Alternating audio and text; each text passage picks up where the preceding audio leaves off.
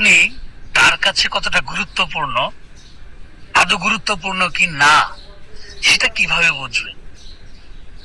আপনি যদি কাউকে ফোন করেন, যদি দেখেন সে ব্যস্ত, ফোনটা কেটে দিচ্ছে, আবার পরে আপনাকে ফোনটা ব্যাক করছে না একটা নির্দিষ্ট সময় পর্যন্ত, মনে রাখবেন যে এই মানুষটার কাছে আপনার খুব বেশি মূল্য নেই।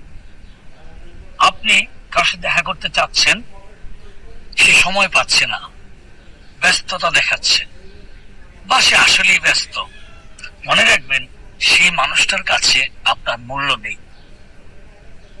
আপনি কাউকে আপনার অভাব বলেছেন, সমস্যার কথা বলেছেন, বিপদের কথা বলেছেন, কিন্তু বিপদের কথা শোনার পরে তার চেহারা, তার এক্সপ্রেশন, তার আপনার প্রতি আগ্রহের জায়গা, সমস্যাটা শোনার বুঝার